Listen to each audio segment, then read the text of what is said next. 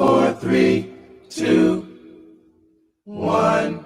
Injection, fellas. Turn your radio up. Listen to this. Listen to this. Listen to this. Turn your radio up, homie. Listen to this. Hey, listen to this. Listen to this. You turn your radio up, cuz. Listen to this. Listen to this. Listen to this. Turn your radio up, cuz. Listen to this.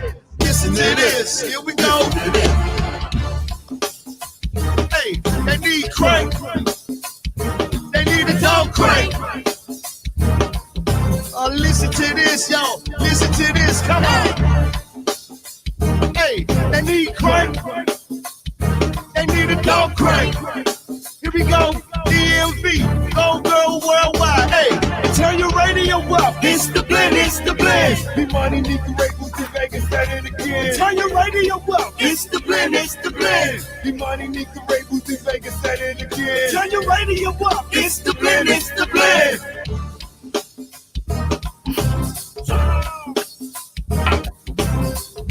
Ooh, it's the blend. Ticket, damn, McLovin. Oh yeah, yeah. DC Roll, DJ D Money. Monday and Wednesday, 6 to 10. Ticket, princess.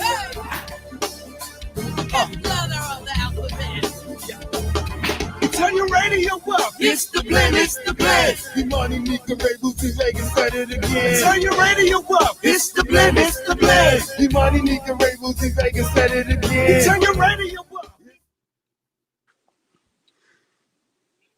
And we're black.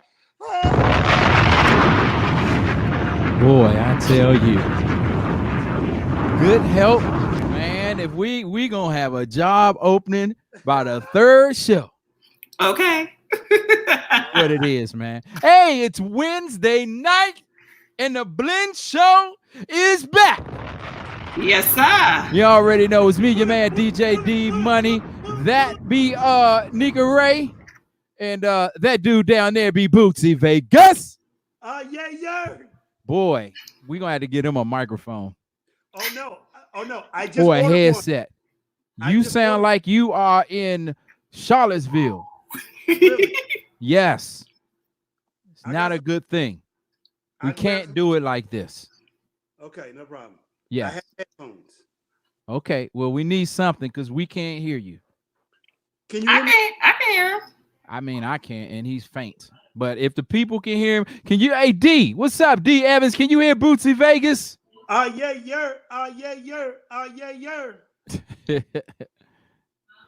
We'll find out, man. Hey, once again, hey, what's up, Joe Rock? My man Rashad done checked in. Hey, it's the Blend Show, and we got a hellified card for you tonight outside of us three. Let me tell you, we are back in stride again. Boy, this gonna be testy tonight, baby. No, it's not. Yeah, No, it's not. well, We're going to keep it real professional. No, you're gonna keep it professional. You know I'm not. Why would you think I'm gonna keep it professional? Here we go. He Here can't we even go. go on time. You know he can't keep it professional. Let's be clear. If you only knew what I had to do today. Oh, I know what you had to do before you got on here. Oh, okay, you got quiet. I'm the worst sister in the world, bro. For real. Really? Hey, I'm about to put my own self up for adoption. That's what I'm gonna do. Wow. This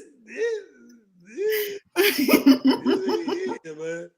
Anyway, What's been going on since the last week? 7 whole days, DJ Bootsy Vegas. I mean, goddamn Tony Braxton, that 7 whole days, not a word from you.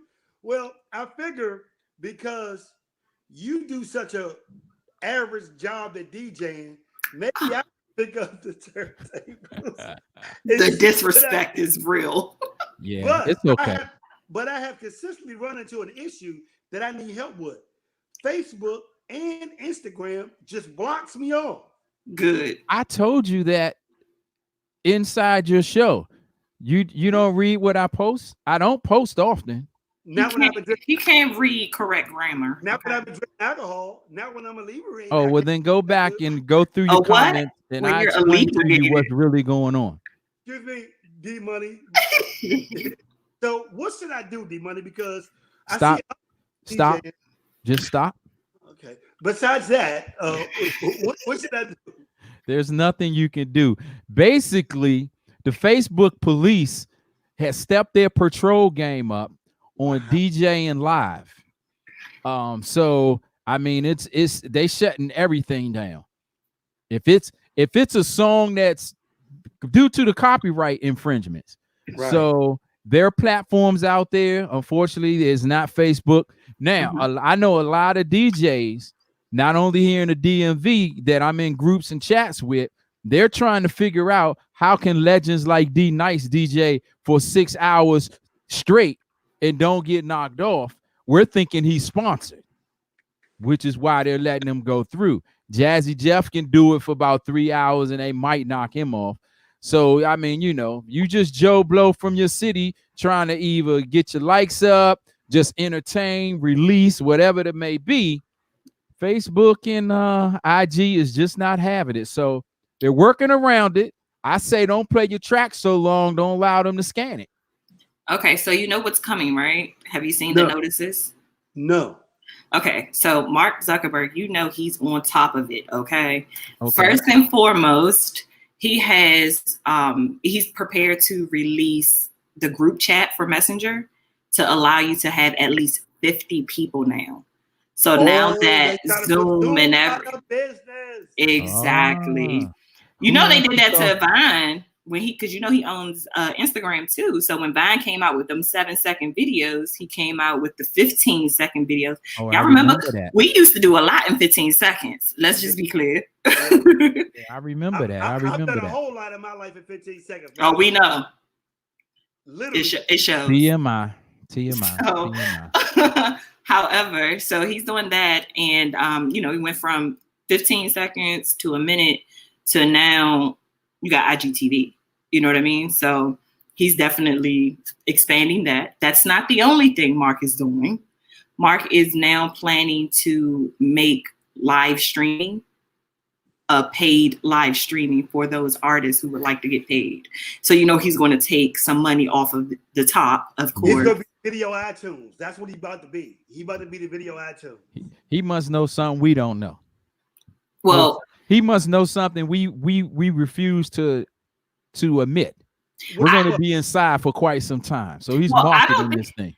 I think it also came from Teddy Riley and Babyface when he hit the max that 500K people. That's 500,000 people tuned in on Instagram you've never had before. You didn't build it for that. So now it's like, dang, if 500 people, 500,000 people tuned in, even if they paid $1. Yep.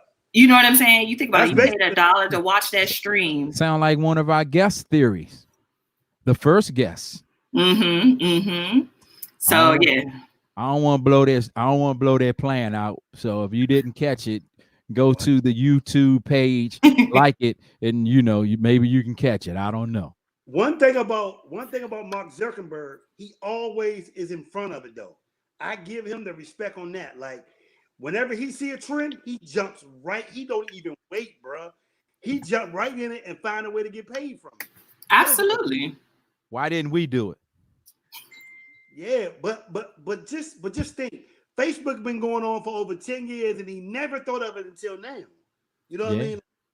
Damn. That's crazy. That's crazy. Crazy, bro. Kia, what's up?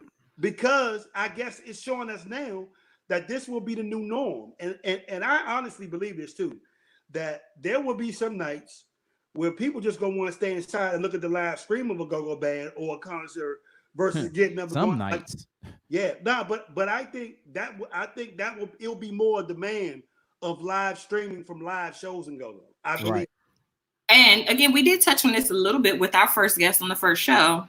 And I think me and E, we talked about this, you know, off air, but we talked about how promoters may interfere with bands trying to live stream from their shows. Because I personally think that, let's say Backyard, JY, whoever goes out of town and plays, I would want to see that performance if they're out of town and I can't see them locally, and vice versa. So if they're performing locally, but I don't live in town to go to a show, or I do live in town, I'm just not able to make it, I would love the option of being able to live stream. That makes so much sense. And and of course, if it's monetized, I get it. It's not a problem with me paying my little coin to watch the live stream if I can't be there. But then if you're doing that, will promoters then say, hey, you can't charge them separately, because if I'm charging at the door, how about that? How I'm gonna get my cut? Now that's an interesting point, because the thing is, if you out of town, that's one dynamic, but locally that is a different dynamic when you do think about it. You know what I mean? Because we are now getting conditioned to look at this stuff now. Like every week, every one of these battles that come, every one of these live streams, we're just becoming more and more conditioned and more welcome into the idea of doing this on a regular basis. So that's going to be interesting. That's really going to be interesting. Yeah, should be. Maybe I need to get my live stream gear up and hire Joe Rock to be my engineer. Shout out to Rashad. He's in the chat. Or Rashad. Or what you could do is find you a sound stage, like create one that's specifically for indie and go-go bands. Am I talking too much? I may be giving some ideas up, but yeah. Okay, BET Soundstage. I'm with you. Yeah, I'm talking about a small joint.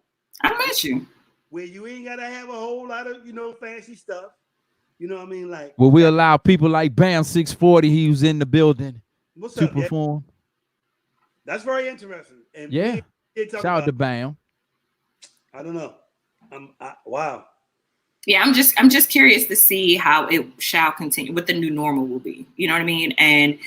And with live streaming and seeing the reach that a lot of bands have with doing this, and how they're going to incorporate it into their shows going forward. Well, one thing for sure, if I own that stage set up, I'm gonna have people like who's in the chat room and his organization, Blue Eyes, in the room, because I need a show on stage like the JYB would give. So shout out to Blue Eye and the good JYB. Shout out to Boogie Baby G is in here too, and Trey. What up, Trey? Yes. Miss Shannon is in the building. Gino, glad you making it back one day at a time, homeboy. Man. Yeah, Man. that HU brother Trey Weed in the building. Hey, Trey. You know what I'm talking about? Trey and Trey. Both Treys in here. Hey, we need to have Trey bartend for us virtually. That's what we should do. Our virtual bartend. Drinks to enjoy the blend show on. Oh, wow. When we're on. He should do that. You trying to make him make the blends? The blend. Ooh. You see what I did there? You see what I did there? Wow. Hey, that's why I give her that one. I'll give her that one. Hey, you know what, nigga? That is almost as good as my condom idea last week. Oh gosh, you remembered that? You gave me a round of applause for it. I guess you keep those type of moments because they're few and far in between, huh? Wow, that's crazy. Eric Johnson in the building. He's still saying Babyface won the wedding and Teddy Riley won the reception. That's funny. Well, one thing for sure, I hope that they get this streaming right. You know what I'm saying? Lord, because I was ready to get my praise on Sunday night with Hezekiah and John P. Bruh, what's how up? How could you go live with your headphones on while playing music? What make you think you could do that? What is wrong? Look, what is wrong? I don't get it. But I do like the one that's brewing up. I do too. I might have to go with them bad boys. No. Damn that one. The one me and Nico is interested in is 3-6 Mafia versus Bone Thugs. Oh yeah, I did see that. I did see that. Tear the club up. You wasn't even clubbing back then. For me? Yeah.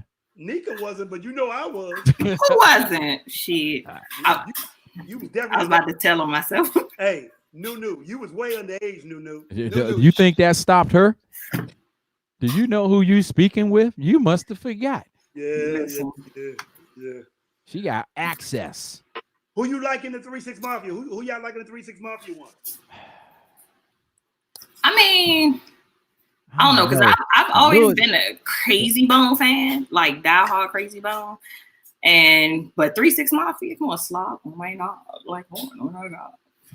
Yeah, I don't know. They got the hits, bro. Like they might come close to breaking because they gonna get all the trappers. That's what I was about to say. Everybody that don't normally be logging in, those people that accidentally fall into your streams, right. You see that one person and they like exit out.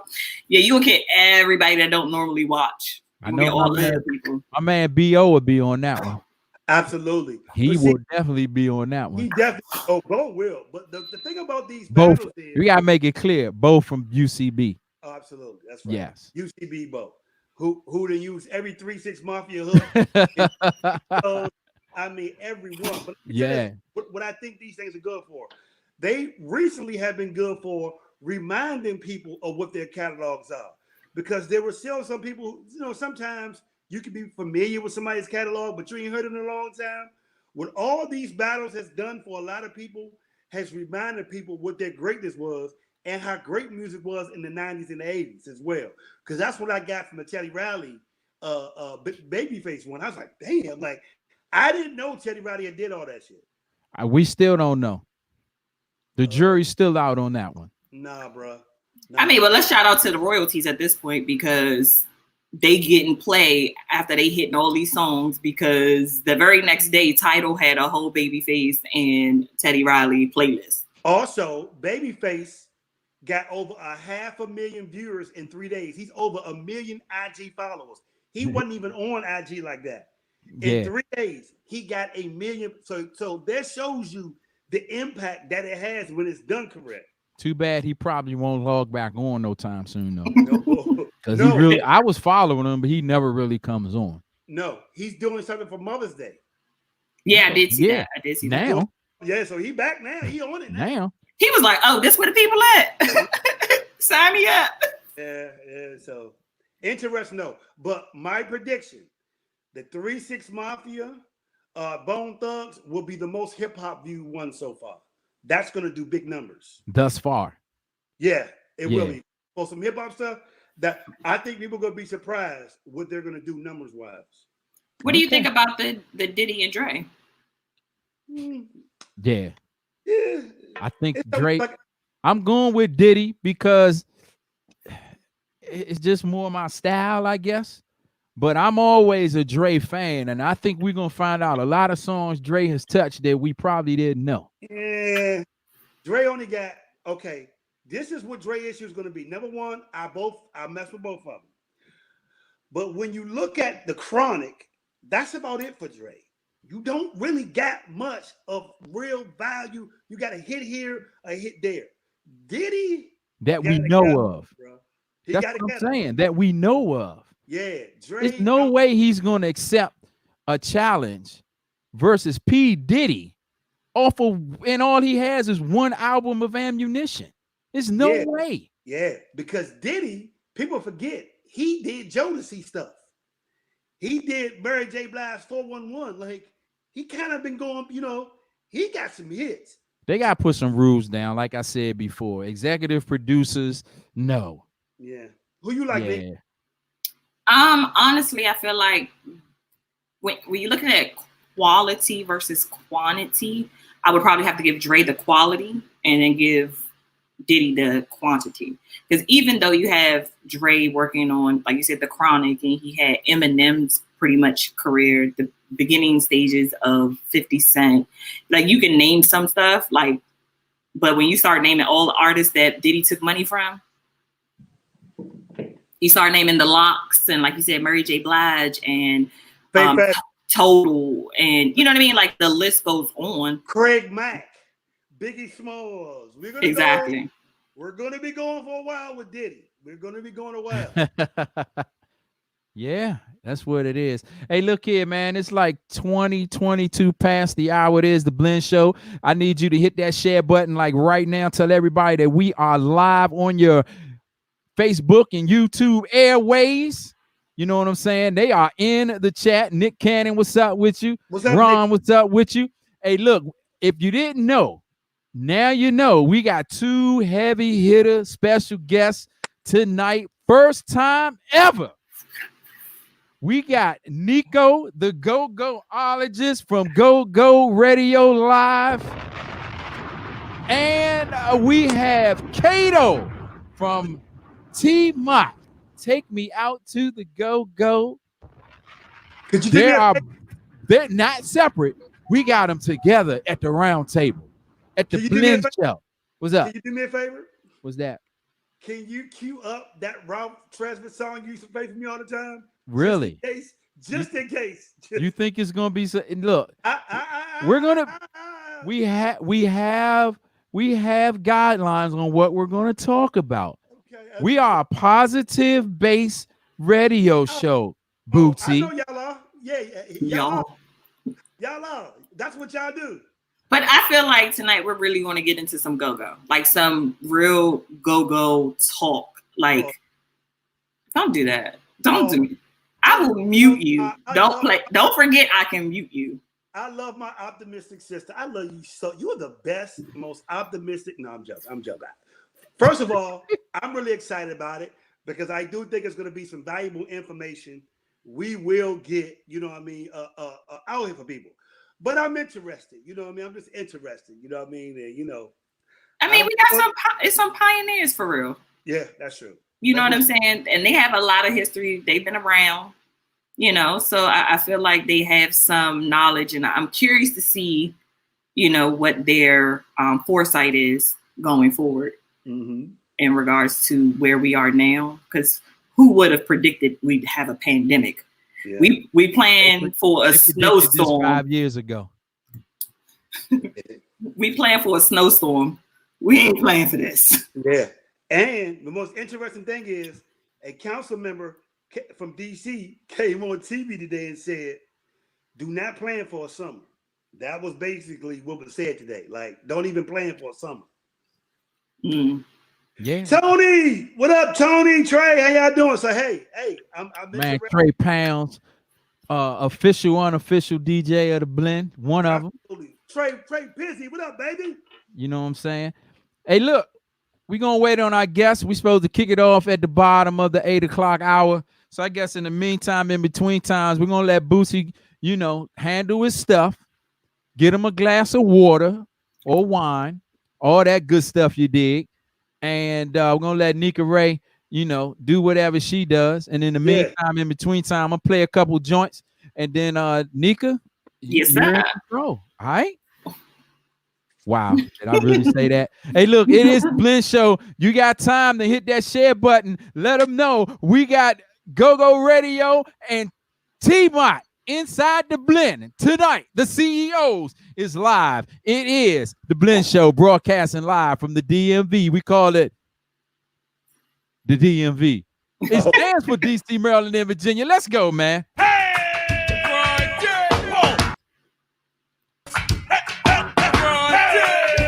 What's up, chat? Y'all know what time it is. Let's go. Hey, Denzel. Y'all know what time it is. Hey, Nick Cannon, what's up? Hey, Baron, you know what time it is. Let's go. Gino. Hey, what's up, Will? Dusty boy, y'all know what time it is. Hey, come on. Hey, let's go. Hey, y'all know what time it is up in this bitch. Hit that share button. Hit that share button. Let them know the Blend is in. Hey, what's the sound of the reels on that car, playboy? Hey, what's the sound of the reels on that car, DJ? Hey, what's the sound of the reels, white boy Drew? What's the sound of the reels on Trinidad? Nick, what's up?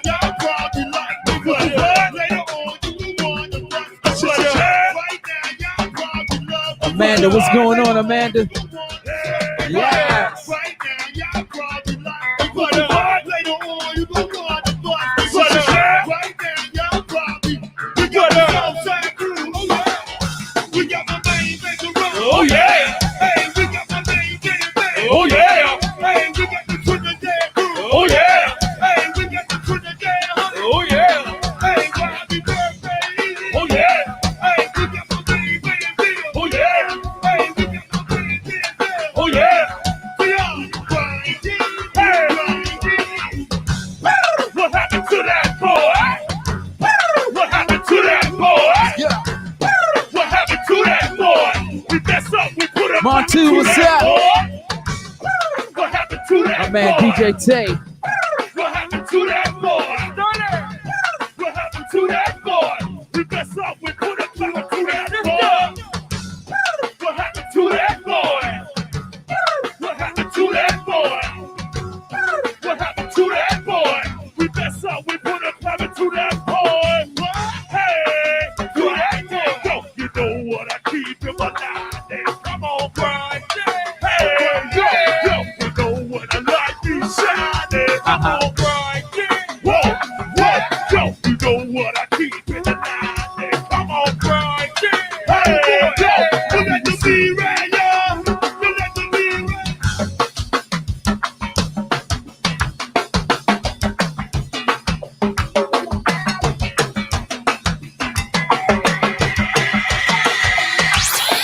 It's the Blend Show. It's me, your man DJ D Money on the spinners like right now. With that F-E-I-C-Y, Listening to the sounds of OP Tribe.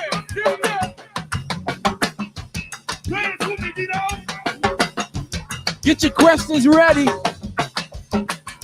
We got Nico the Gogoologist from GogoRadio Live, along with the legendary Kato from TMOTTRadio. A lot of go-go history tonight. We're gonna be talking about like the state of go-go, what this situation, how do you think the live streaming is gonna change, the music is gonna change. We're gonna get into all that and some tonight inside the Blend. Share this. Let it go. Hey. what happened to that boy? What happened to that boy? What happened to that boy? You mess up, we put a clapper to that boy. What happened to that boy? What happened to that boy? What happened to that boy? You mess up, we put a clapper to that boy.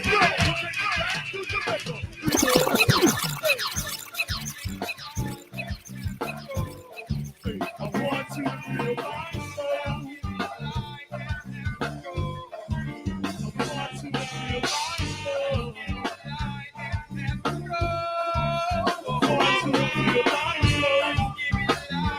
Hey, 2 or 3, yo, put it down and up one time.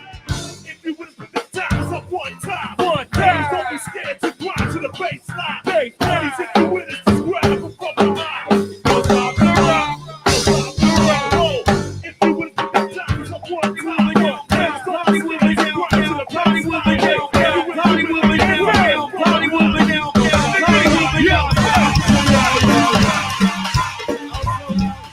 We can't forget about that whole place of lane. Whenever man came to party, when they go through out there rush down. Don't forget about each and every Saturday. We at the good old Levi's, Chesapeake. Day party was my life, was my life. I wish I could have smiled. What's up? Let's go. Cause every time I play, the whole Neverland come and make my day. You already know, right? I wish I could have smiled. I wish I had the spotlight so I could show some love to everybody that's in the Blend right now.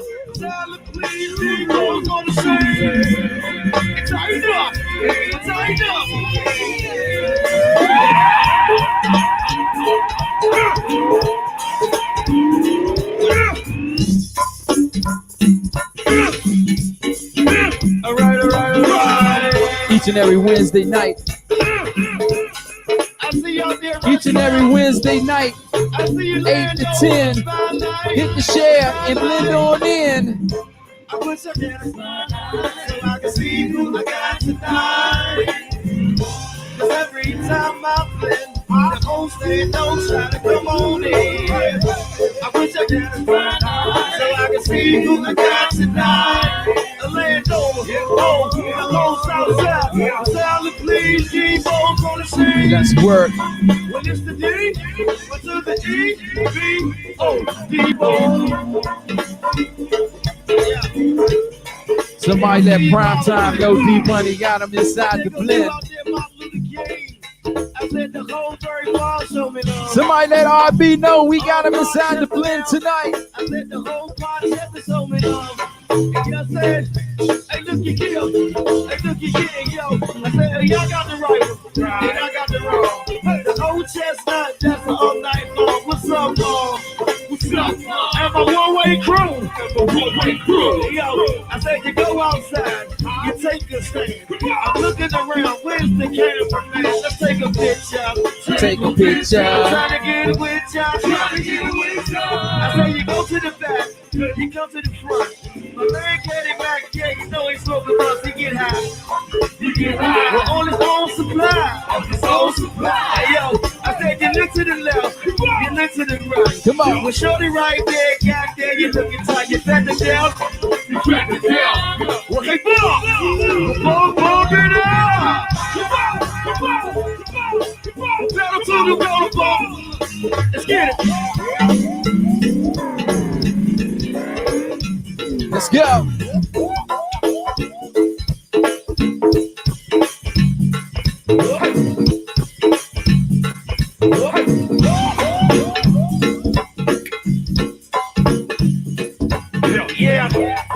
It is the Blend Show. Wait a minute, I like this part. Take it to the right. Remember they used to step, they was had everybody.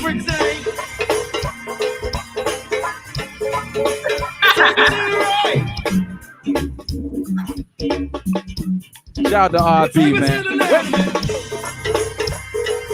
Hey, Southside, I want my gangster lean. I don't know about the gangster league. I don't know about the gangster league. Hey, it's the Blend Show right back at you live and direct. It is me, your man, DJ D Money. That is Bootsy Vegas on the bottom. Hey, yeah. And, of course, that is the one and only Miss Nico Ray. Oh, yes. And, of course, we have each and every one of you all. We appreciate you for taking time out your Wednesday to be a part of history as it goes down tonight. What's up? I said that oh, yes, don't do it for me like it used to. It used to hit me differently. Wow. Chicka, yeah, McLovin. Oh, you a hater. You a whole hater. A whole hater. Not a half a hater, but a whole hater. Wow. It's kind of missing me. It ain't hitting me like it used to. Okay, then. He will get muted tonight. I can see it. Come on. I feel it's coming. Just come hit the button. on. No mute. Don't mute Bootsy. Don't mute Bootsy. Move? Really? Okay. That's the hashtag of the night. That's a hashtag of the night. Hey, before y'all come on, I just wanted to know this before we bring our guests on. Have y'all heard the Megan Thee Stallion Beyonce remix to Alma? Okay. They have a remix? Oh my! Listen. God. Let's talk about how Sean Carter is on the writer's credit. Oh, well, of course. Beyonce's rapping, isn't she? Oh, she killed a bruh. She murdered this. She just made quarantine worth it. Just saying. Hey, dog. I literally listened to that like 12 times. I'm like, man, I can't believe Jeans, even D4L couldn't do it like me. Nope. Facebook police might get us. They might mute our. They might don't mute get a shutdown. Don't get a shutdown. I just wanted you to know. You know, my library. Just wanted you to know. Man, that Savage remix with Beyonce, bruh. Just wait to the video. Just wait to the video. Hey, if it's hey dog, that video. Keep Diddy away from the video though. He won't let Megan be Stallion. Hey dog, that video is gonna be amateur porn. If they, because what's he saying in that joke though? Like, you know what? Leave it alone. I just gotta hear it for yourselves, bro. All Booty right. Vegas, can you do the honor of introducing our guest for us, please? Ladies and gentlemen, these two fine, esteemed, accomplished trendsetters, goal-oriented, but also they're both what they do deserve credit for. Whether we want to acknowledge it or not, they're both visionaries. There was a void and a hole that was in go-go that these two men filled. I said mans. These two gentlemen filled. And both of the voids, since its inception, everybody has followed it. So, ladies and gentlemen, boys and girls, children of all ages, first time on the Blend Show in the history of America and niggerism, we have Kato. I don't know if he's gonna be to the left. Kato, my man Kato, and the Gogoologist. Boy, we got to talk about that name. The Gogoologist, Nico. Yeah. All right, Ted. All right, Ted. Nico, that whole little pose you got looking real suspect, bro. I don't know if you prepared for us to come, but that whole little setup you got is looking suspicious, bro. It don't look right, bro. Look, he getting his baby face on, okay? It's an extended stream for baby face right now. Wait a minute, like he might as well have candles on behind him or something. No Grammys, no Grammys. No Grammys, yeah. Them yammies that we gave out that year. Wow. Anyway, Kato, you Yo. on the other hand, you look like you in Bob Marley's studio in Jamaica. It's like a third world country the way you're back. I'm just in my zone, man. Can you hear me? First of all, it is great to have you two amazing gentlemen in here. And before we even get started, I just want to say this to you, Kato. I want to applaud you for having the passion, the fortitude, and just the decision to live your dreams and start putting out music, man. That is amazing to me. Like, I think what you're really doing is you showing people it ain't never too old to give up on your dreams. It's never too late. It don't matter, what your mind is. If you have the desire and the heart to do it, that you should tackle it. So I guess the first question for you, I would just love to know is, because it probably caught all of us by surprise, everybody. What made you decide to just do a full-fledged album, videos, promo? Like, how did this come about? Were you inspired by me? No, I'm sorry. Yeah, that's what it was.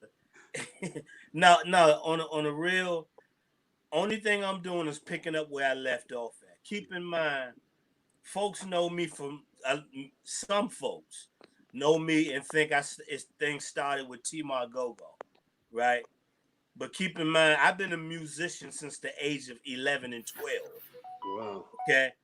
You know what I'm saying? So, and I've been playing my guitar since the age of 12. I played in bands pre-Go-Go, and what is that? I played somebody who did not come to work prepared. Okay. I'm sorry. Yeah. So basically, so I'm a musician first. You know what I'm saying? I've won awards in songwriting and all that kind of stuff. I went to the Duke Ellington School of Arts. You know what I'm saying? I've been playing. Boo. Yeah, I'm just letting you know. I mean, I'm from the era of the Showmobile in the beginning stages when go-go bands were playing on the Showmobile and stuff like that. I'm talking about in the early, like 1980, 81. Yeah. So, and of course, some people may know, may not. The bands I played with the bands, the original Pure Elegance. You know, I played with Lil Benny and the Masters for about 5-6 years. Rest in peace. Rest in peace, my man Benny, without a doubt, my brother. Rest in peace, and to a racket, Elmo, Benny, DC, Abula, all these cats. We from the same camp. Butch Lewis as well. We from the same camp. And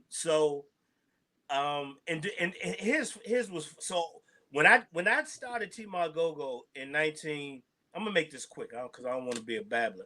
But when I started TMOTTRadio in 1996, I was just doing something to stay in the know of go-go because I had settled down. I had left the band, Proper Utensils, and I was doing the family thing. So I just put out an album. Let me just say, I put out an album of songs. the majority, somebody said, Kato, your stuff sounding dated. I said, yeah, because most of the shit I wrote back then, back in 91, 92. And I'm just like, I'm here now and I picked my guitar back up. I fell in love with it. I've worked even during TMOTT, I worked with different bands musically. I mean, when you hear Fatal Attractions album, you hear me because I'm behind a lot of that music and production and A&R. You know what I'm saying? When you hear a lot of stuff. So I've always been doing music. What it is right now, I'm like, man, I got access. The same reason I wrote a book. One of the reasons I wrote a book is because one of the things that Benny used to always talk about was writing his book. I'm gonna write my book. I'm gonna write my book. Benny never got a chance to finish writing his book. Wow. You see what I'm saying? And whoever else is talking about writing the book, Eve, you talking about writing the book, Nico, if you talking about writing the book, Nico, everybody should be writing the book because, man, we ain't promised tomorrow. So my joint was, I'm gonna get this book written and it's gonna talk about that. So now that was done. I'm gonna do this documentary. Boom, boom. Niggas gonna know I've been here. The dash between my dates are going to have a meaning.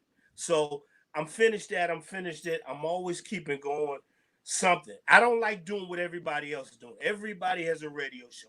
Everybody's DJing. Let me go back to my roots. I'm playing this music. I can record all my stuff here, and that's what I'm doing. If people like it, they like it. If they don't, they don't. But it's in my resume and it's my dash. So that's why I'm doing it. Wow. Heck of a story. And that's just a little bit of it right there, man. Yeah. Yes, that's just a little bit. Yeah, you're right, E. You're right. I slept on that. Well, we do have another legend on the card tonight. Of course, we are talking about the one and only Nico, the Gogoologist from GogoRadio Live. And a lot of people relate you to the CD sales. A lot of people relate you to the sounds of, to Subtle Thoughts. As a veteran, I salute you because I know that you are a veteran and you have been on the front lines of this DC music sound also. So give us a little bit of background on your history too, sir. Good evening. Good to see you all again. Feel like back home. And to correct you all, this is not my first time on the Blend Show. Obviously, I've been on y'all show before. When we was actually, I think the only time I sat in on y'all show when we was downstairs in the mall one time. So, but with all that being said, welcome back. Thank you. It's good to be back in good company. As far as my history, within Gogo, my first Gogo, when my cousin took me to see Rare Essence at River Terrace, 1980. And to sit back and watch the Go-Go bands, I was on his shoulders just so I could see what was going on. I was mesmerized by the whole Go-Go situation at that time, and so from then on, I was locked in. And when I came back from the military in '91, I saw. I went on F Street and I saw a whole bunch of people down there selling Go-Go tapes. And I was like, man, because when I was stationed in Japan, at that time, when I first got, I'm not watching. I'm sorry, that's my wife. You can turn it off, baby. So when I was in Japan, actually, Chuck Brown had just left, and EU came by, and that's when they was on doing the Butt tour. And so when I was over there, the Congo player at the time, Gene, he had sold me a couple of Go-Go tapes. One was Rare Essence in 1990, and then another one that was a Rare Essence from Triple in 1990. And another one was a Junkyard tape. And I used to play them to death because that's all I had. And then so I swore, so when I get home, I'm going to buy up all the Go-Go tapes I can find. So when I went down F Street, went down there, and as I was buying up the tapes, I was like, man, this presentation is terrible. And then, as I got them home, I heard the quality was terrible. So I just thought about it, and I've always had a business mentality. The only two things I've ever done in life was cook, which I was cooking the service, and eventually end up working in GoGo. So I ended up using my own style, and I looked at how the GoGo tapes were being presented, and I decided, said, well, I'm gonna give it a more professional look. And so I cleaned up the tapes as far as how they was presented. Got stamps for every go-go band. Got their own stamp name. Got everything color coordinated. I had a color for each day of the week.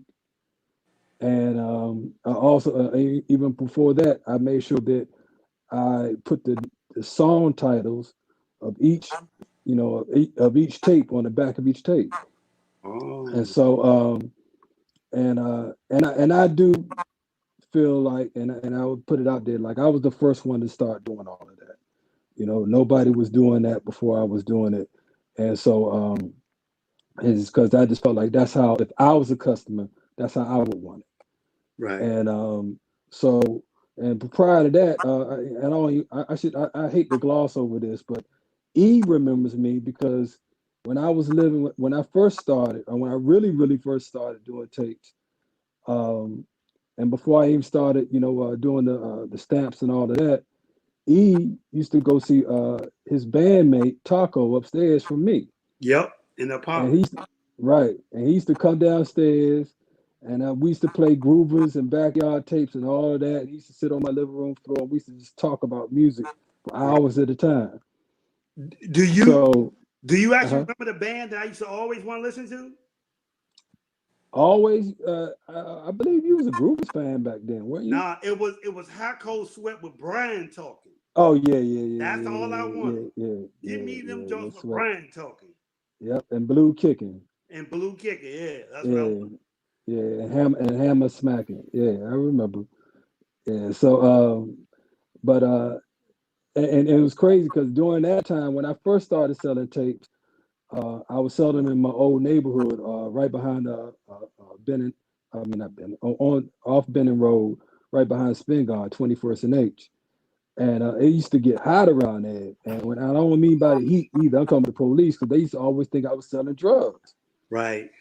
So I had to leave from over there and then go over to Tacoma Park, Langley Park, that area over there. And that's how I ran into E, because my uncle used to live over there, and that's I started over there, and then I worked my way back down to F Street, because at that time Kwame, who used to sell tapes in that same area, he was working for Foots at Macattac. Right. So they left a void there. So fast forward into all of that, how I got into GogoRadio was actually through our esteemed other guest right here, Kato.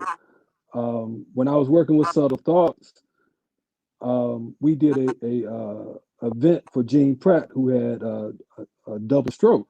Right. And we was at Mirror's nightclub, and at that time I was writing for Kato and TMOTT. And wow. Yeah, I don't know if Kato remembers that. Oh yeah, I remember that. We had a name. We had a name for your platform. Yeah, I was just being facetious. I don't remember, man. That's so many years ago. I don't even remember. Yeah. But now, when I was writing so Kato introduced me to the former owner of GogoRadio, Lowell Cade, and because he said, well, Nico, maybe you might be interested in doing your own show. And I was like, oh, sure, So I never really thought about it till Kato, presented the idea to Low. And so at that time I said, well, if I'm gonna do something, I want to do something different.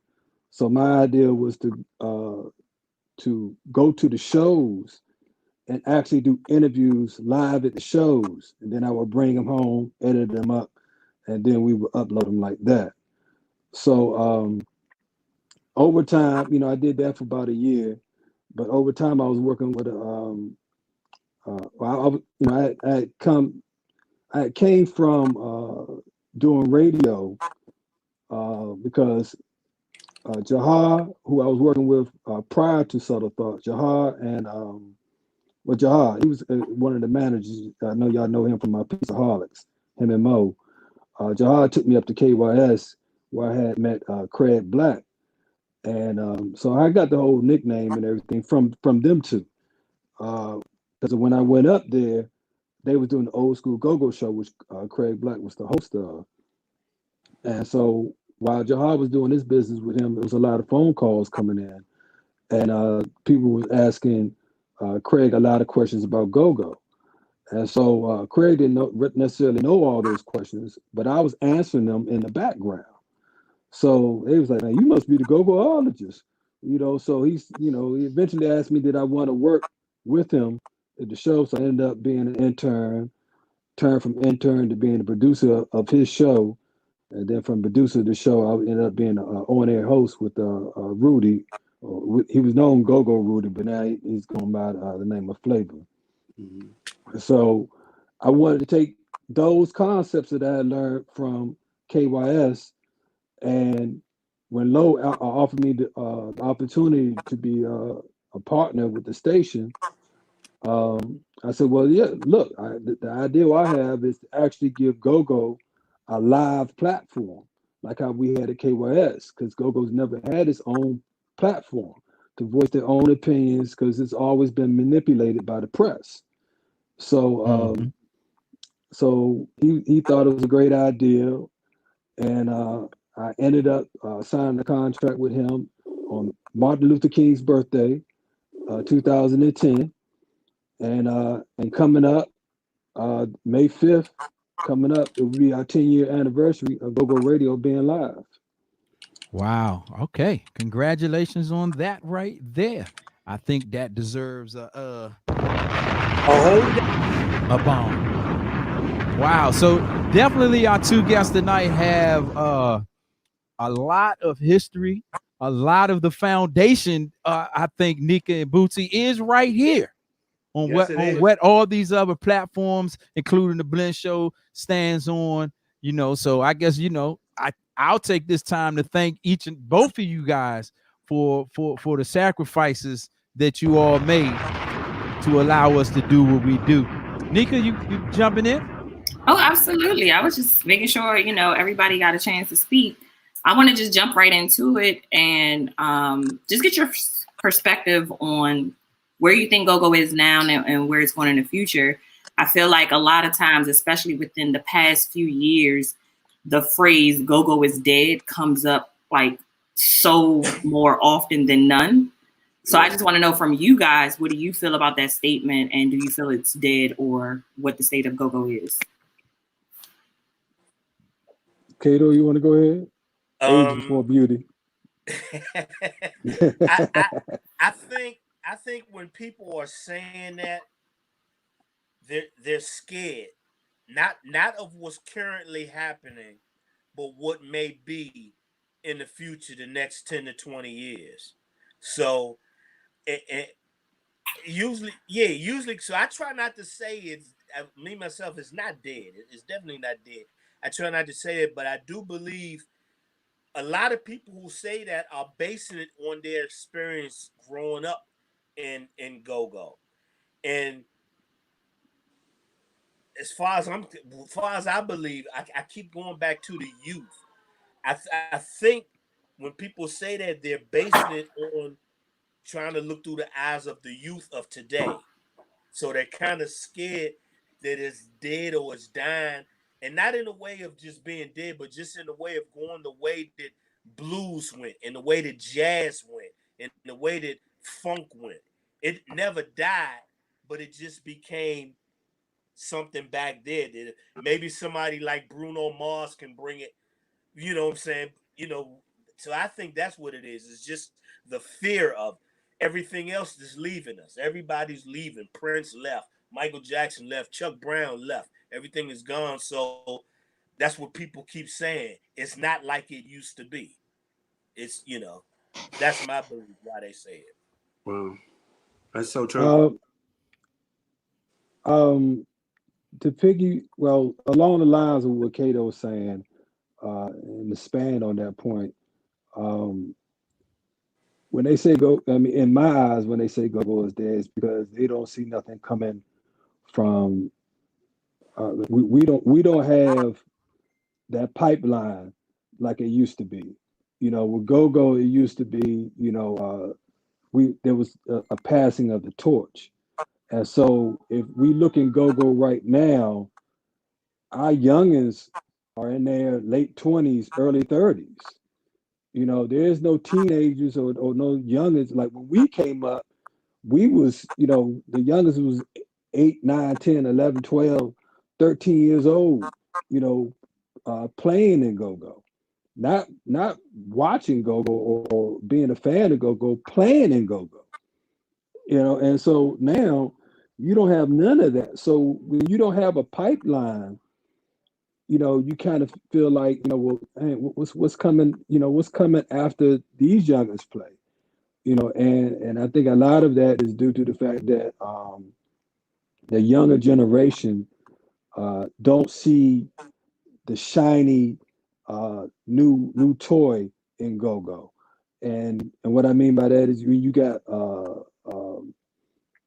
the video stars, like, well, now it's YouTube and everything, and you see everybody flossing and whatnot. You don't see that in go-go. And kids want to see, they want to see what's hot and what's fresh. And in go-go, there's none of that, So the new rappers, all they see is the fresh new rappers are out and they doing, they keeping it hot and they doing this. And in go-go, it has not been that. And I've been upset with go-go itself. I truly believe, and I've been harping on this point for a while now, is we got nobody to blame but ourselves in go-go. Like we don't reinvest back into go-go. And when I say we, I mean we as a go-go community.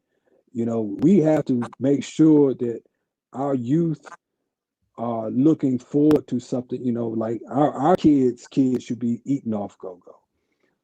One disappointing situation happened with me last Halloween.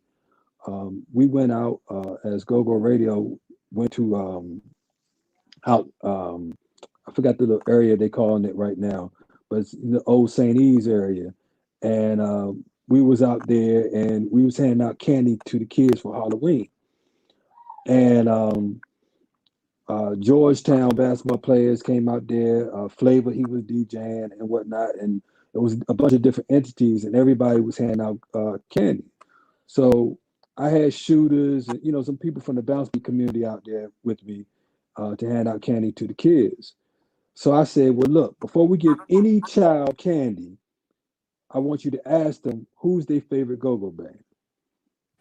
So, I mean, when I tell you it was a rack of kids, because everybody from Southeast was just coming, you could see them all walking up from all the various different areas. I mean, it was hundreds of people coming through there with their kids. And 90%, easily 90% of those kids said, what's go-go? And I mean, that was the answer to the question, what is go-go? Not who, Wow. What. They said, what's go-go? And I actually, you can ask Cocky, I teared up. I actually wanted to cry. It really, really broke me down. Like, what do you mean, what's go-go? And I was looking at the parents. I was PO'd at the parents, like, what are y'all doing at home? What are y'all doing? And they was like, I asked them, do y'all play go-go? Yeah, we play go-go, Chuck Brown, the parents, they had, who they like. And, but the kids, easily and I'm being generous when I say 90%. They did not know what go-go was. So that right there tells you, it gives you kind of a hint to where when you say, Nico, go-go is dead, I think that's what people are hinting towards. I think it plays a part with both of you guys and your answers, because in a sense, like Kato said, I think like you grow up and you're so used to doing a certain routine at a certain age, like the peak of your age. Like for instance, like, I grew up during that Dream Love era, and period, and going out to the club and, you just get used to that routine of always going here and going there, or even going to the go-go every night. So eventually, you know, you either are working or you end up having a family. So your schedule changes. So it's like, well, it ain't as much of a priority as it was then. So you don't have that same attachment growing up. But then you're like, well, I know the go-go's aren't going to be the same when I go back out. So I'm going to just wait till I see somebody post it or look it up on YouTube. And at the same time, Nico, what you're saying is, you know, growing up, as you saw the bounce beat era come into fruition, you know, even seeing those, 20 bands for $20, it was like, well, damn, if I can get it for $20, let me go to the show. And I get a taste of everybody. But we don't have those type of things, and we don't have a lot of community events. Not saying that we don't have any, but we don't have many that cater to the youth, or many youth programs that involve go-go, or music in the school, period. Here, it's starting to be depleted. And as you can see with this pandemic, it has kind of depleted a whole lot more. Like, people aren't even walking across the stage or having a prom. There aren't any homecomings with bands in them like they used to be. So I feel like, in a sense, when you look at that, you have to say, okay, so what do we do now? Okay, so I do think it is one issue that I don't know if we all take in consideration. So, because I hear this a lot as well. So we have to look at the landscape of where we are in 2020. Nico was around in the 80s and the 90s. DJ D-Money was out in the 90s. Kato was out in the 90s. Two things that I don't think we kind of take in consideration is, number one, the streets is dried up. And go-go is a street, crew engaging thing. That's number one. I'll give you guys a perfect example. Somebody would say Berry Farms. That don't exist anymore. Certain Quarters. That don't exist no more. Southwest. None of that exists anymore. I can remember as a kid standing on my block, and then my friends saying, where we gonna go tonight? Man, Essence at the Black Hole, Northeast at the Zulu Cave. So that's the one thing, is that the streets are dried up and it's not a lot of people in these areas. That's the first thing. The second thing is, none of them clubs, the volume of clubs exist anymore. Every night, we all know there will be 4, 5, 6, 7, 8 bands playing in DC in a real small vicinity. It will be the Zulu Cave. It will be the Med. It could be Rhythms. The volume of clubs that we play at does not exist anymore. And also the streets and the engagement of crews don't exist anymore. And I think that has a lot to do with it as well. I don't think it's because they don't like it. It's hard to consume. You don't got places to play. They don't have them in rec centers anymore. There's no places for young kids. Because when I was a kid, I could always go places. I could always find places. So I do think that's part of the issue too. In a gentrified is the places we can go, and the fact that a lot of these hoods in these areas don't exist no more. There's not a lot of hoods in general. Go ahead, Kato. Jump right in there, Kato. I want to piggyback off of both Nico and E, because every reason that a person can give is going to be a reason. So it's more than one reason. Right. You know what I'm saying? There's a whole lot of, and maybe the way things go, it has its course and it has it ended. Another thing that plays a part in it, and in music general, who's picking up instruments in that generation? Mm-hmm. You see what I'm saying? When we talking about, when we were playing, all of us was playing, we had our favorite instrument that we were picking up. So in other words, we wanted to play music, period. So we wanted to play music, and go-go was our platform to play the instrument that we learned. Right. We learned it in school or whatever.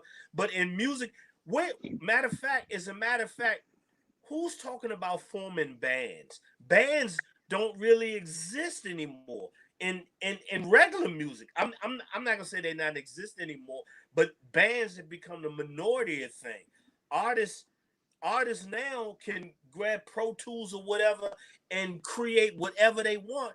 I saw a new app for Pro Tools this guy had, and I ain't never seen nothing like this. It's a new app where he can play guitar chords on a keyboard, just hitting one string, and it sounded like he playing like what's that, Tony's whatever you want. Been a little, and I'm like, good googly muggly. Why would a kid need to form a band when he can do all that? You know what I'm saying? So I think that plays a part. I think all of it plays a part in it. Right. But we wanted to play instruments. When somebody was a drummer, you hear the story of Foots. Foots was playing his drums. The conga players or whatever, they were learning, the keyboard players, the horn section, whatever, they were learning their instruments. Mm-hmm. And they got inspired by their peers. We weren't inspired by what our parents liked. You know what I'm saying? When we were coming up, the Chateau was known as an old head spot. Now we the old heads that party in the Chateau. I'm not that old. I'm not that old. Hey man, and take it as a blessing. I don't take being called an old head I take it as a blessing. You know what I'm saying? In all honesty. And I can say all of us know the stuff we've seen and experienced, we can try to talk about. No, I don't think anybody has ever experienced that kind of stuff that we've experienced in GoGo. Right. And never will. It can only go by. We can put up museums and we can make documentaries about this, and the only thing we can do is talk about it. Will that magic happen again for that new generation? I don't know about that. My hope is that they don't forget it. So if we're talking about it in school, we giving history of it, and they can apply it into what they're going to form. Just like we go, before us, our parents ahead of us, they wasn't messing with go-go like us. Right. We were kids. That was that kid stuff. When Rare Essence put out Body Moves, half of them was still in high school. Wow. So let me ask you this, Nico. You can chime in on this too. Based off of what Kato you said, with the technology that we have today, are we hindering ourselves by not incorporating the new technology with our sound of go-go? Because all other music has seemed to taken in and adjusted what's new today to stay in the game of what's going on today. Do you think by go-go putting blinders on, saying, well, we're not going to do that, that's not what we used to do? Think that has something to do with the state of it now? I don't think it has something to do with the state of it, because there's a market for go-go. I just don't think that go-go has been marketed to the times of today. It's always going to be a place for traditional music, and go-go is a field type of music. So you're not going to be able to, even though there's been an issue, well, not an issue, but an online battle far as electronic congos versus traditional congos, which BJ is doing versus what his father's doing. Even though BJ can play either way. I mean, BJ played in your band, right, Kato? Yeah, he played. Yep. Yeah. So, I mean, people get caught up in that, but at the end of the day, go-go is a field music. And so in order to truly appreciate go-go, you have to feel it. And I think a lot of people from outside of go-go, they really appreciate the fact they're like, wow, they really want to be able to feel the music like how those who actually grew up in it feel it. And you see that, with the gentrifiers and everything. And all you gotta do is watch them, how they react to it. So no, I just think that go-go hasn't been marketed to the times of today to where like it's presented properly. They're trying to now they are forced to try to step up their game now with everything being shut down, and they're looking at things where I introduced streaming and told them about this 10 years ago, and D Money knows exactly what I'm talking about. Mo Shorter called me the other night and said, man, I wish they had listened to you back then, because I told him, I said this 10 years ago. I said I had a meeting with the on-air personalities of GogoRadio at that time, and I had an iPhone 4 back then. It was a 4S, and I brought it. I showed it to everybody and said, look, let me tell y'all, this is the new computer. This is where the world is going right here. And when I said that to them, it was Rico and 32 and all of them in there. They looked at me like I was crazy. You know, and at that time, you know, we had Lo had got an app from some service, you know, he was dealing with. We had our own app. We were selling tickets back then. We was doing all that stuff before it was Vogue back then. So, and it was frowned when we tried to present this to the promoters of go-go back then. They frowned on us back then. It was like, I don't know about all that. Now everybody's doing all of that. You know, so go-go is just a lot of times slow to take hold to what's happening today, but the music itself can keep being played the way it should be. Just they need to be more creative, but that's a whole nother story. We can get into that later on. No, I definitely agree. I think at this point in time, there are so many artists that are becoming more and more popular just by doing a dance challenge on social media. Right. Hashtags are everything in this era that we're in right now. Mm-hmm. And I feel like to gain the attention of the youth, we need to be like a Travis Scott. We need to have a go-go song on Fortnite. We need to have it on a Grand Theft Auto. It needs to be on Call of Duty. Whatever you got to do, I feel like you have to start putting it into where the people are. These kids are not going outside. They're not playing. I believe somebody else also, Tahira, I see she posted that too. It's like, my kids don't go outside. They're mostly playing video games nowadays. So once you start putting it in front of them, like they want to hear it. Like sometimes you might listen to like a TV or commercial or a song might play, but you're not consciously listening. You might be cleaning a house, cooking dinner or something, but then that commercial or whatever it is gets stuck in your head and you don't realize it. And that and with it being repetitive and you continuously playing a game or you stuck on a level, you going to know that song. But you still have to adapt to the times and put it to where the people are. I feel like, me personally. I remember right quick. I remember a few years back, some years back, and this was on Facebook, and I had posed, it was a reason I posed a question. I had posed a question. I used to say, I'm curious, do bands have a plan B?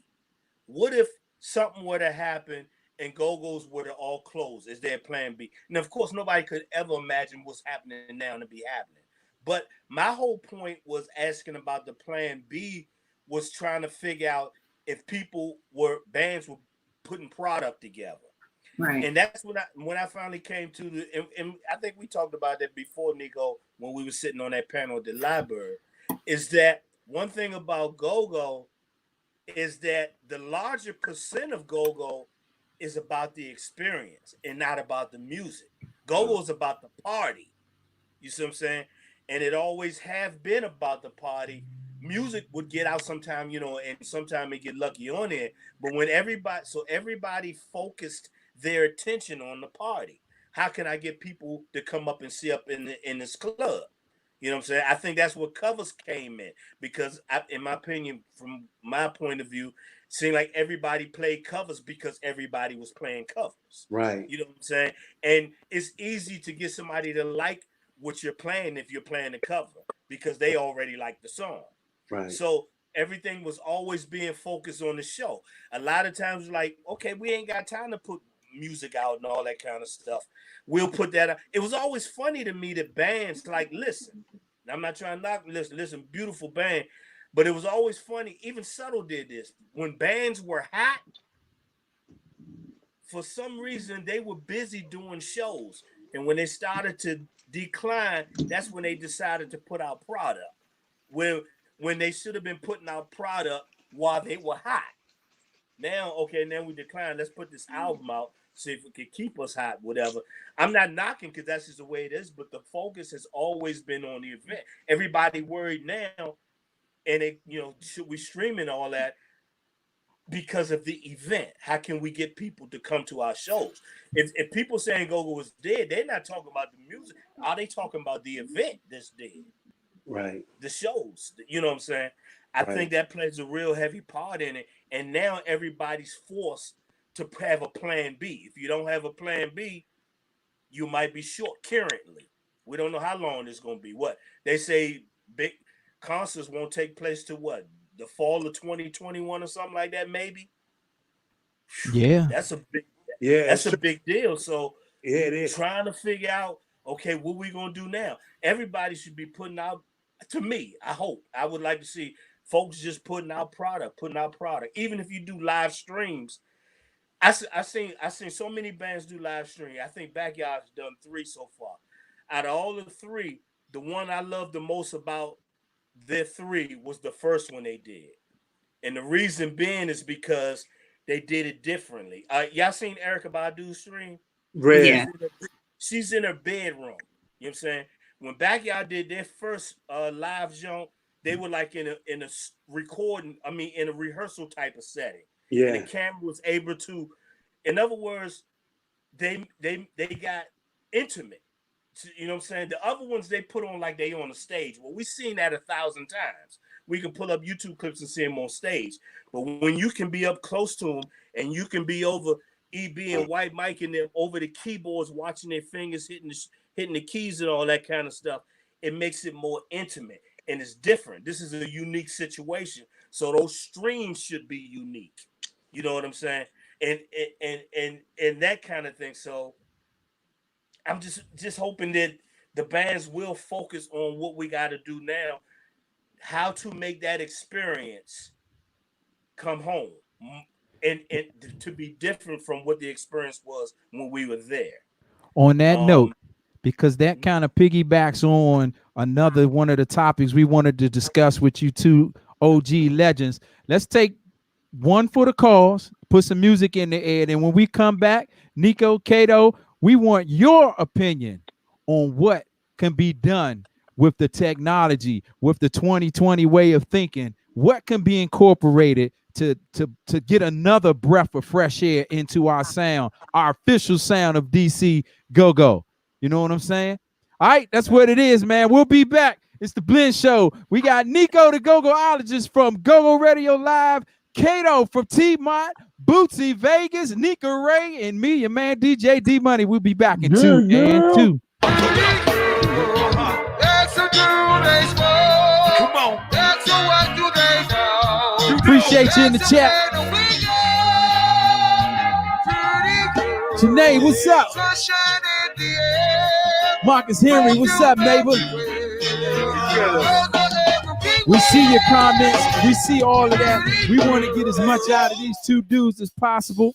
You know what I'm talking about? And then we're going to definitely try to squeeze your questions in. So make sure you got your questions in there, all that good stuff. Shannon, what's up with you? It is the Blend Show. Hit that share button like right now, you did. Beth, what's up?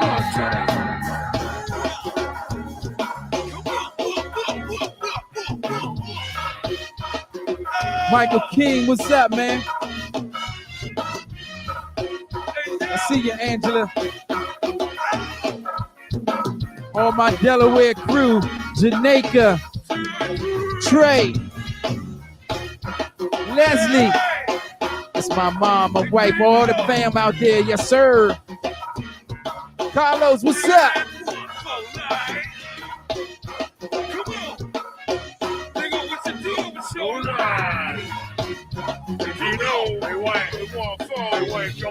We just chilling, twin. We just chilling.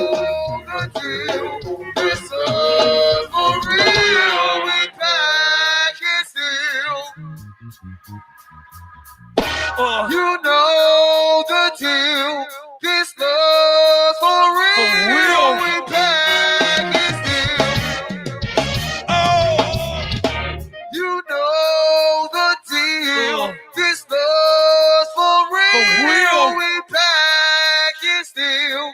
And cash we bill. You know the deal. This love's for real. We back is still.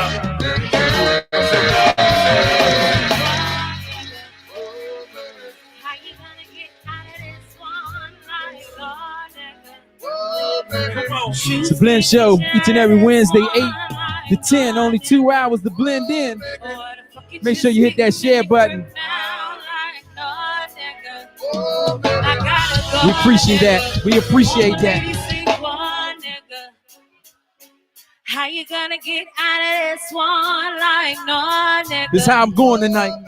A back can't get you out of this one like a nigga. This is my old cup for the night. Boy, the fuck you just getting in the crib now like a nigga. Yeah. I gotta go, nigga. What the fuck am I so goddamn simple? Everything you do makes me resentful. Say nothing good, but that he is control. I somehow Streaming live on YouTube, Facebook. Make sure you follow the Blend Show. Both platforms, you did. Thumbs up and hearts for the show tonight. Let's go. That depends though. I somehow always end up wanting to kiss you. DJ Gemini, what's up? He keeps me laced with all the new things. Ain't no one better than my boo. We do have Kato from TMOTTRadio, Nico the GogoRadio from GogoRadio. Those are our special guests tonight, making history. You know what I'm talking about? We'll be back shortly with them. Nico Ray, Bootsy Vegas. And me, your man, DJ D Money. Nah, June, that ain't Ciroc tonight. That's no Ciroc tonight. I'm chilling tonight, man. Party Mode Live, CEO in the building.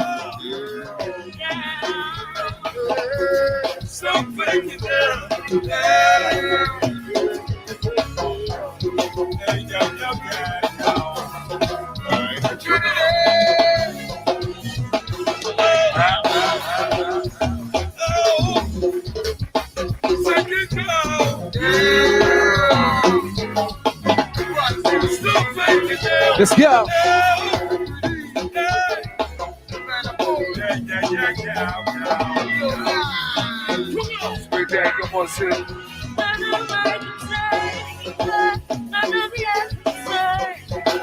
Was it even worth it?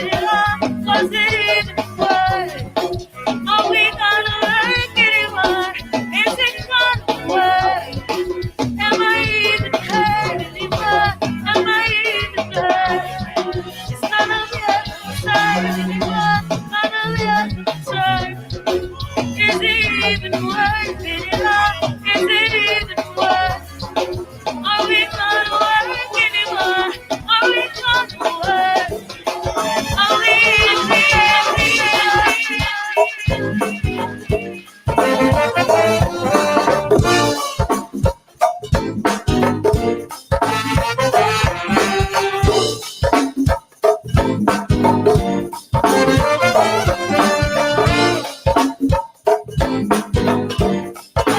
I hear that, Carlos. I hear that, homeboy. Let's get it done.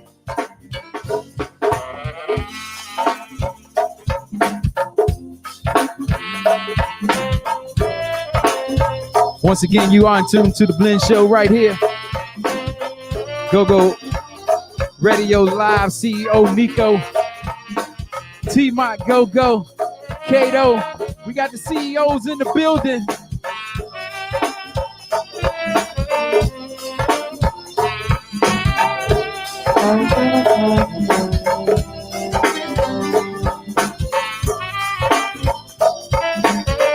We are making radio what it was meant to be. Believe that.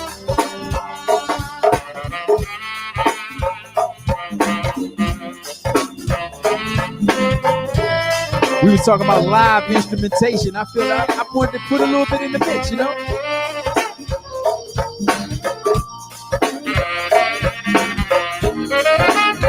My man BJ, what's up?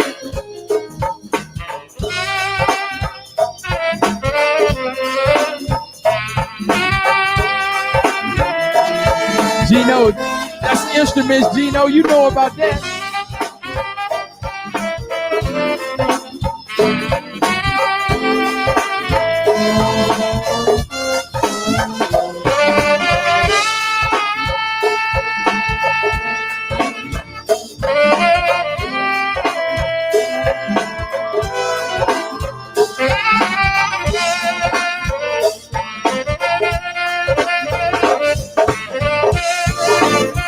We'll be back with our special guest.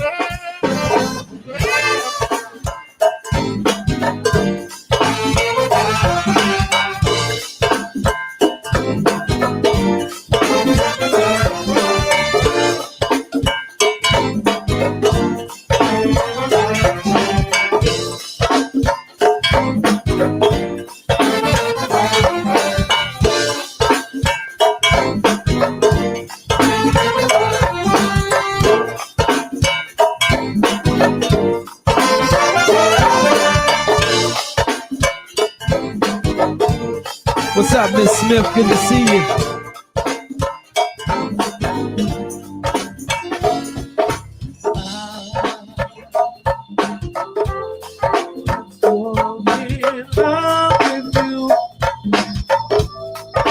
Whatever you want to do,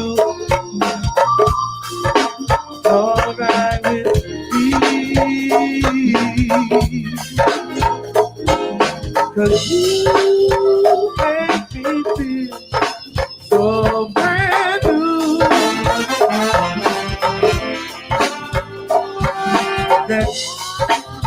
Broadcasting live from the DMV. It is the Blend Show each and every Wednesday night, 8 p.m. to 10 p.m. DMV stands for DC, Maryland, and Virginia. For those that's out of town, welcome, welcome, welcome. Hit that share button, hit them likes. Let them know what we're doing in DC, all right? We'll be back very shortly with our special guests, Nico and Kato from GogoRadio and TMOTTRadio. We've been picking their brains tonight, finding out just a little bit of history. To spend my whole life with you.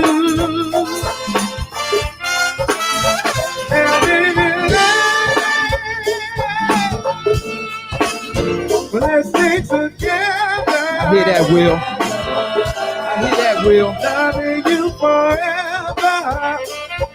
Whether without the good or bad, happy or sad.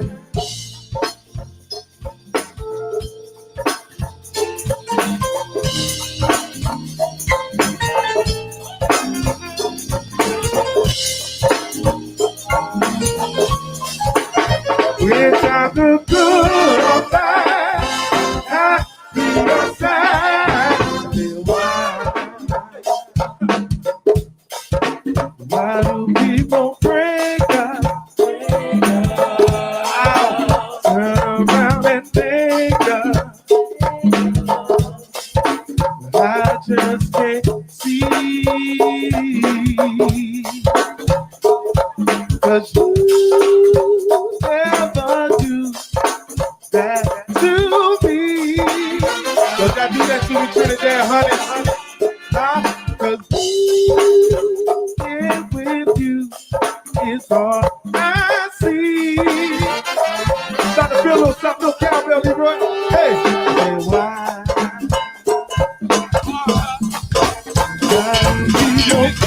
WKYM or WPDC for this one.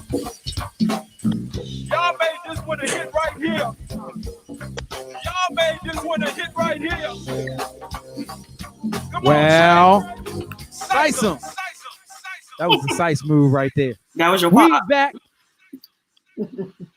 What? Nico, go ahead, Nico. Go ahead and get him. Go ahead and get him, Nico. Go ahead. Go ahead. What's that? That was your part. You had to get that little part out. You like size him. He was excited. Sice him. Had to sice him. You don't. Hey, Bootsy, don't get nervous. I'm not coming for your position with the Raheem Go-Go band. I told you that. Killer Cow's gonna take it. Hey, I was so worried about you coming to take that. Okay, man. That's what you lucky I don't have a mute button. Hey, we're back. That's Bootsy Vegas. That's Nico Ray. That's Nico the Go-Goologist. And that's Kato from TMOTTRadio Go-Go. And together we are the Blend Show here tonight. And I guess before we took that music break, we put the question out there. What can be incorporated with the new technology, what's going on now, to give just another oomph inside our sound of go-go? Nico, what do you think? Well, real quick, money. That was Y2K you was playing, right? Yeah. Yeah. Okay, just to answer, little BJ. He BJ put was that out asking. on the chat. Little bubbles. Yeah. Little bubbles. Oh, okay, okay. Yeah. Little bubble. That's little bubbles. How he get that nickname? Please. Woo, that's a long story. Wow. You petty. You petty. Diego, what's up? My man Mark in the building. I mean, as far as the technology, I think we kind of, well, at least I led into it a little bit earlier, you know, as far as us. Yes. Oh, she sleep. Okay. All right. Hey, Kato, take this lead real quick, please. I gotta make. God. Okay, hold on. Hey. Hold on. Bootsy, you know my daughter is around the same age as your child, so you already know what it is. Yo, Kato, before Nico get into that, this the last question I got for the night, and I would love for you guys to go. But I saw you on Malachi's live feed, and you gave an analogy, one of the best analogies I've ever heard in my life, and you said that for go-go to kind of go national and be able to be to get a love or be more receptive, you gave an analogy of this movie where the preachers would go to the other town. I think it was well, let's go there. Let's go there. Yeah, explain that for everybody, because that was a great analogy that I had never thought about in my mind. Well, yeah, I mean, the movie was called, if anybody take notes, you know, you're sitting home watching movies, the movie was called Leap of Faith. Leap of Faith. And it was a movie starring Steve Martin. And it was a movie. Steve Martin was like an evangelist. But I remember watching this movie years ago, and this would hit me. What it is that Steve Martin had a whole team. He had a whole group. I'm talking about he had a band, he had a choir. Meatloaf played the keyboard player he had. And what they would do is they would go into a city or a little town, and they would put up a big giant tent. Yes. Right. And they would put up a tent, and then they would go into the town, and they would pass out flyers. Come check us out. Come check us. Come visit us. So people was coming like I don't know what. Now, of course, they was doing like I said, he was doing the evangelist thing. But what I saw is that, and as I mentioned before, go-go is an experience. Go-go is, anybody can probably attest to this, that you've run into people, especially from out of town someplace, who don't really like go-go or don't understand it. But once you take them to one, they like, oh my gosh, I get it. I've never in my life seen a person that didn't like go-go. And once me and Press used to always bring all kinds of people to the go-go's. Dwelle, whoever, boom, boom. And once they got in there, they was like, oh my goodness, now I understand this. Now I understand why the person talking. So that lets you know that a go-go is an experience. So just imagine taking that experience, just like Universe Soul Circus. You take that whole experience. That means you got to take a band. That means you even got to take your own crowd to show them how to party to go-go. And you just go from city to city. Now, I know that takes a lot of money and all that, you know, especially can't do that now. But if you just took that whole experience, said, because they always say you're not going to get go unless you come to DC. Why? Because of DC, the only place, DC, PG County, whatever, is the only place you're going to get that experience. How do we let everybody feel that experience? You take the whole experience to them. Go-go, a successful go-go party is 50% band, 50% audience. If the crowd ain't rocking, the band ain't going to feel it, and everybody going to say that show was slumming. So the audience is a major part of a go-go. It's the experience. When people go there now, with the technology now, when they was going, they was taking pictures. It was all about who was there. Was you there when this happened? When people was buying PA tapes, the majority of the time, like Nico, you can probably say, folks saying, I was at this show. They buying that experience so they can relive that experience. And go-go is about feel. It's about experience. If they don't feel it, they ain't gonna understand what the heck you talk. It's just like being at church and when the gospel is in the zone. When you get in the go-go, when you in the zone, whether it's what band playing, Backyard, RE, OP Tribe, whoever, Serious Company, whoever, when you in that zone, you in the zone, and that can't be duplicated. That part of it can't be duplicated on record. You got to take that experience to people. Amazing, bro. Amazing. And like I said, I know it takes a lot of money, and Not all really. of us are older now, but No, I don't think it takes a lot of money because there are a lot of local festivals that circulate all around this area. There are a lot of outside events, local. It's almost like the whole block party experience. A lot of us were introduced to go from like block parties. So that whole premise I get because that's what sold it to me. So that is a great analogy, and I hope people are paying attention. And it's not as hard as it seems. Because there are a lot of outside events, there are a lot of outside festivals. There are a bunch of festivals that go on, and then there are pre-show to the festivals that go on, and this been happening a lot. So that's a great analogy for a new band. that's why Mochilla was so successful. Everybody was telling, man, Mochilla was successful because it was all about who was there. Everybody, you had people on their motorcycles. Everybody was there. Right. Like Georgia, man, we ain't seen nothing like that probably since Georgia Avenue Day. You know what I'm saying? That Shout out was to an Georgia experience. Avenue.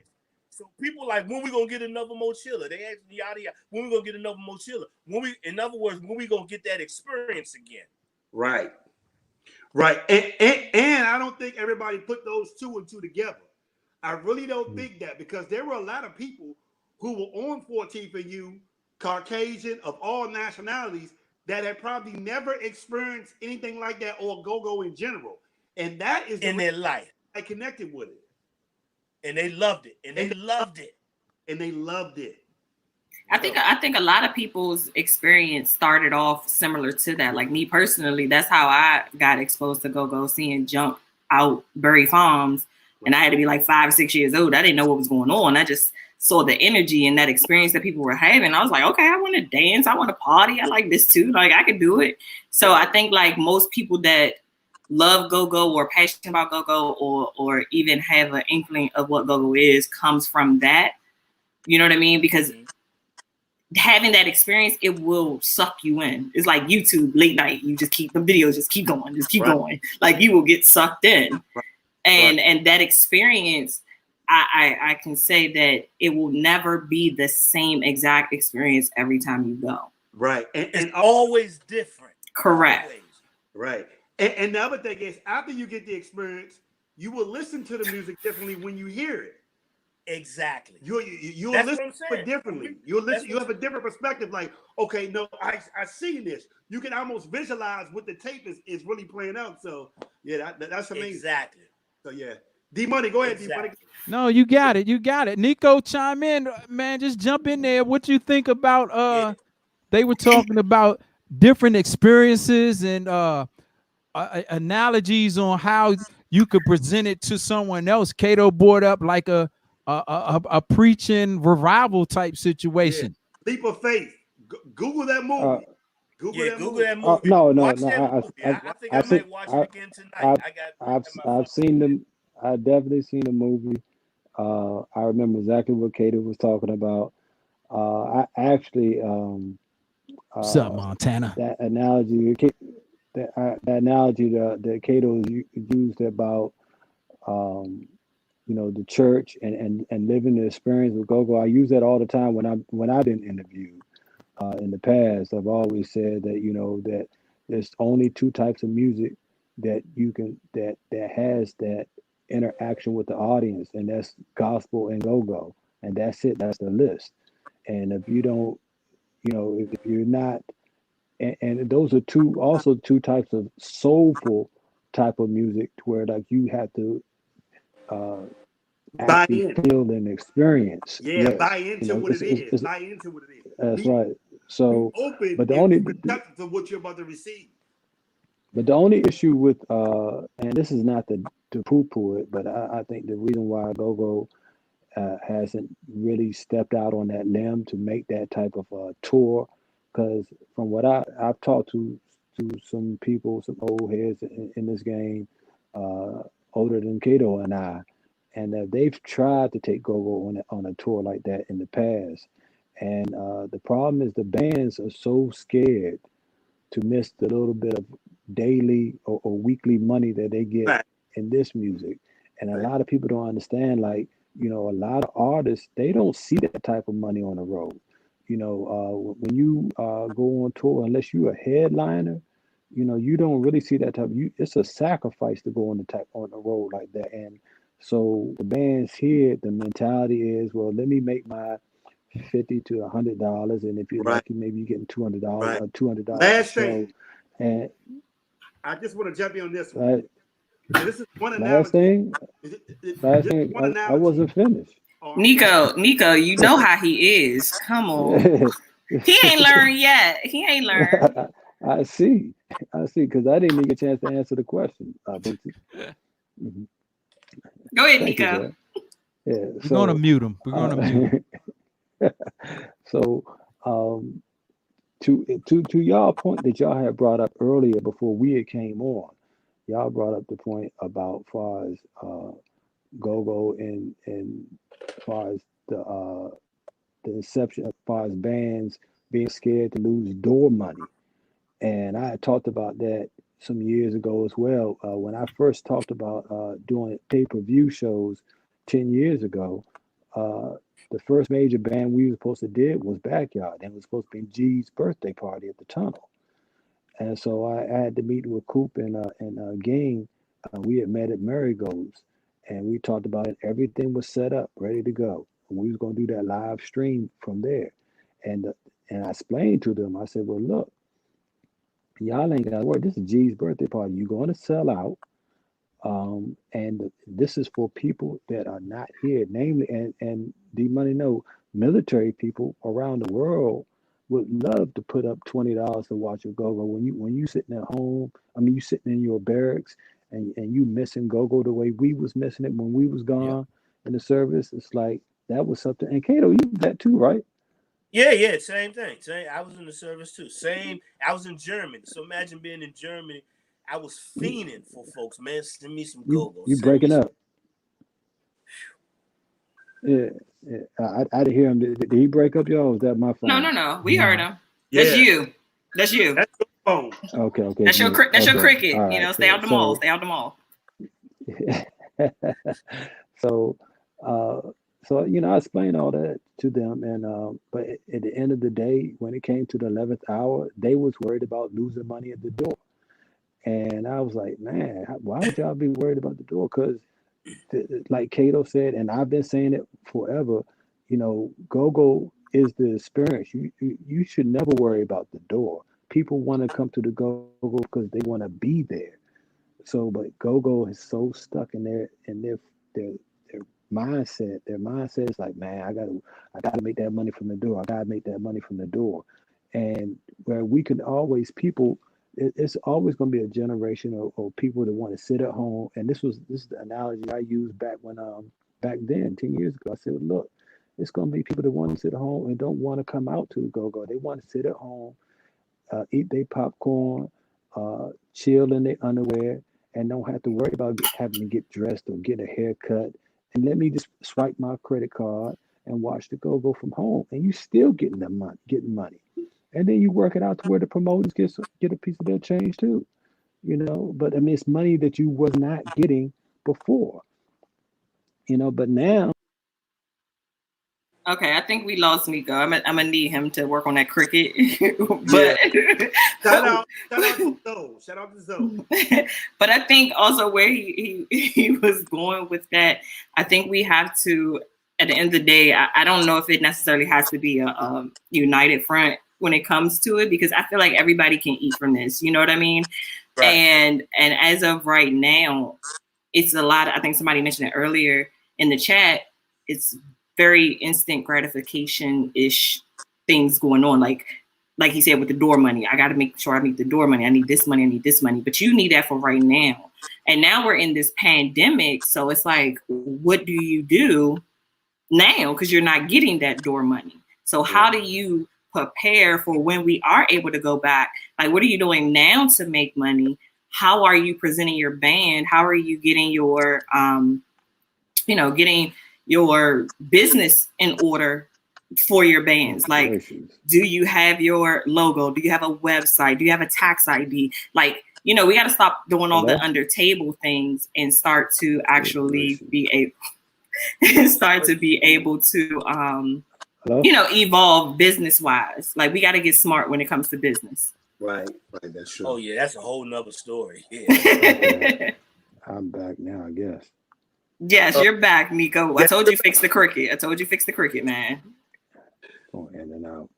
Oh, we got to get you some better Wi-Fi. He on his Teddy Riley. I don't know who said it earlier, but he on his Teddy Riley. Oh man. Shout out to Zoe. Shout out to Eric. Yes, man. Hey, the only point I wanted to make, and you guys are making great points, is that I was fascinated that when I was doing the morning show in Charlottesville, that there were 4 Central Virginia go-go bands that I have never heard of. That the music had been circulating, and they have been playing a lot of festivals down there. And I was just saying that there are places for us to play.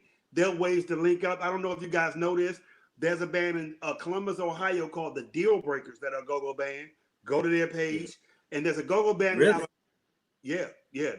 There's one. It's called the Deal Breakers. And they have social media.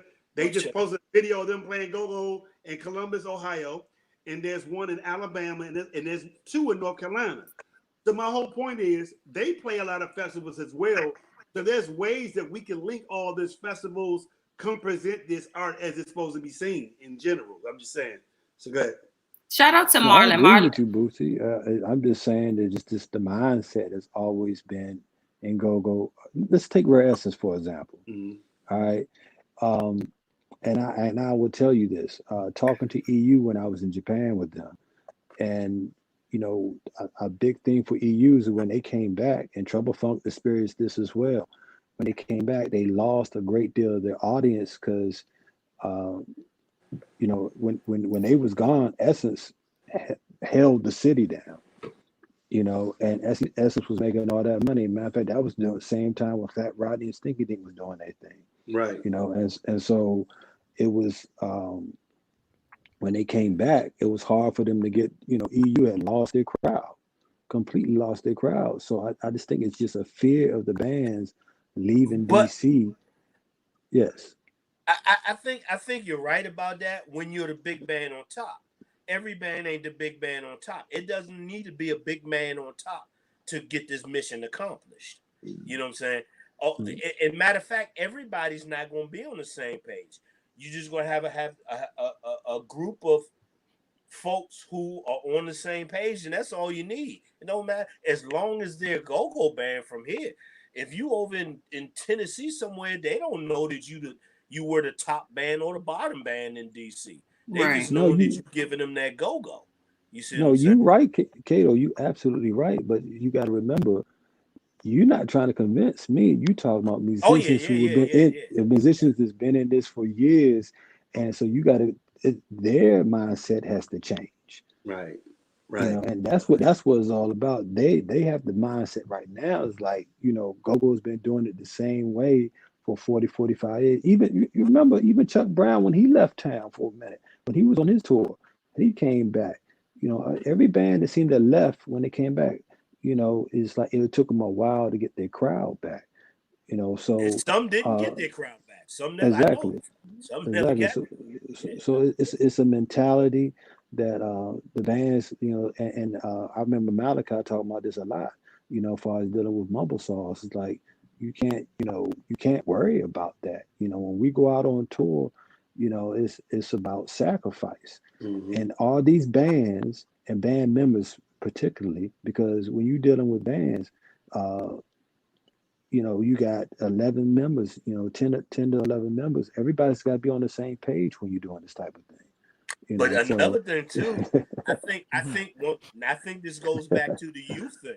When you young, you willing to take those kind of risks.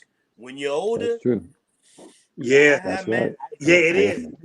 And Kato, that's so true, because I ain't gonna lie, and I dealt with this in Listen. it's difficult when you're getting $300 a night and you're playing 4 nights a week and you got a kid. That's definitely a situation where you got to really prioritize. Mm-hmm. Like, am I going to leave this? So it's different when you're younger, but it's difficult to tell somebody in their early 30s who kind of got a career, who kind of got one or two little infants and babies. That's a lot. And benefits. That's a lot of people on the line for. So that's also part of a question. All right, before we go, I just want to jump out there really quick. I said, the streaming aspect, and we go back to your original question. The whole streaming aspect, which now everybody's looking at it like, oh, we got to look at that. We got to look at that. See how we can do it. And they doing, this whole Cash App thing is even more productive ways of going about it, and more professional ways of going about it. Which we're not going to get about in this conversation right here, but that's an outlet that they're going to have. That not only go-go bands going to have to be looking at, all musicians are going to have to be looking at during these circumstances and times right now. Mm-hmm. Nico, go ahead, Nico.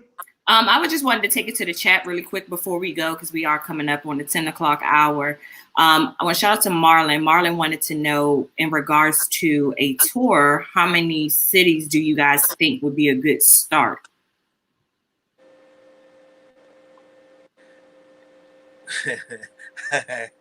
Ask me, I say however many you can get. For real, in all honesty, it's about, because another great thing about that, you get to network in the different towns and cities. Mm-hmm. So I would say how many, it'd be awesome. So if there was a great sponsor for that,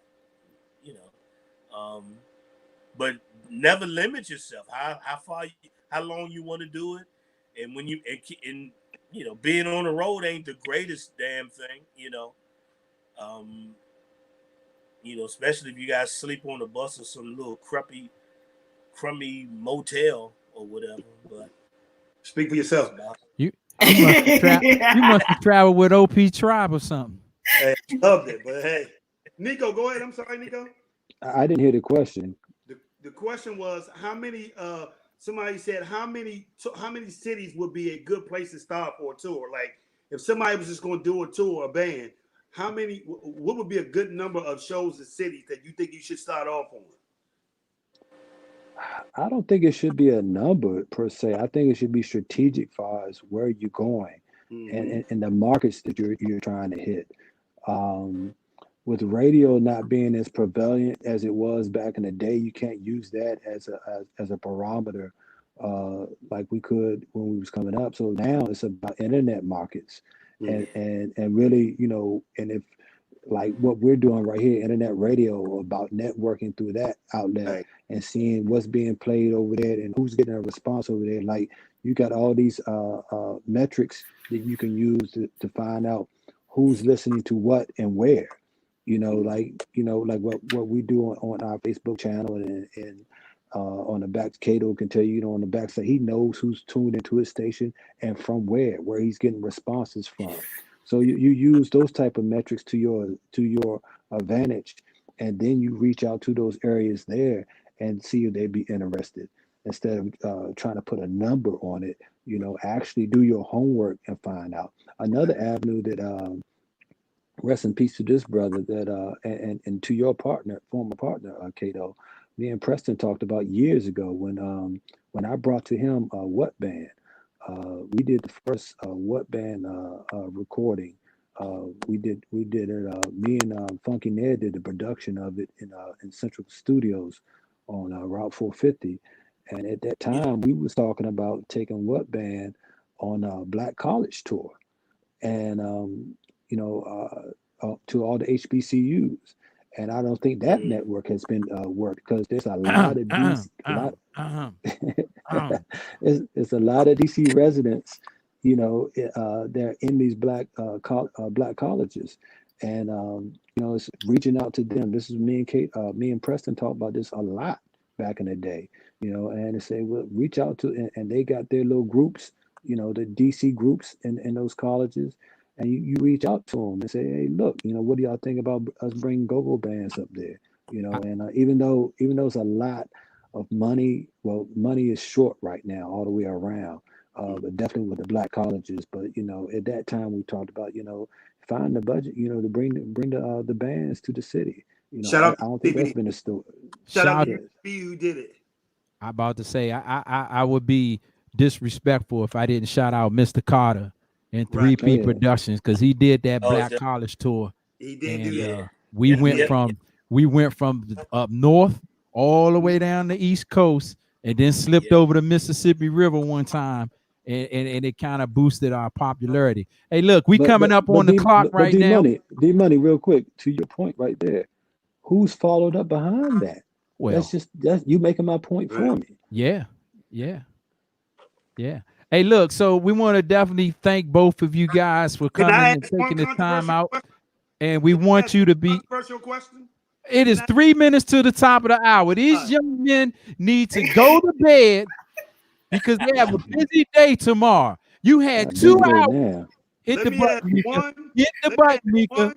Hey, Let me look, I want let me- Kato, I want Nico to definitely put your social media, all your contact information, all that out, because we never know. You know how this works. People could be listening from anywhere. So I want definitely to want ask you to one do that. controversial question. No, Yes or no. no? Hold it to the next time. Well, You I had want plenty these of two guys. time. Nika, hit the I button, want these Nika. two guys to Hit the answer. button, Nika. Thank you. Kato, Well, the first thing we gotta learn how to do is get along. yeah. It's gonna be an opening. Don't trust me. All right. So if you guys have the availability, we would love to have you guys come back. I'm not hearing Nika at all. Okay, D Money, then you have to repeat what I'm saying. Okay. Go ahead. All right. Well, hold on, Nika. Let them first. She said basically she want to thank you all for taking the time out to come on the show tonight. We definitely have a whole lot we could have talked about. Maybe we can get you guys back on, if not together, on a solo tip. It is always open. Basically, that's what she said. Okay. And if you guys are willing to do it I'm definitely again, open let to us it. I'm know sure your Kato is, availability I don't so wanna we can speak set for it him, up. but I'm definitely open to it. Oh, Okay. she's And, talking. yeah. And the question, all my social media platforms is at Kato Hammond. It ain't hard. Okay. Inbox me a question. I'm curious about it when you get to it. Okay. E, ask your question. Ask Get your it out question, now. E. Get it out Okay. now. Yes or no? Kato and Nico, in your opinion, start with you, Kato, first. Has Liaison been a benefit, or has Liaison been a hindrance to GoGo? Do you think Liaison has benefited us or not? Yes.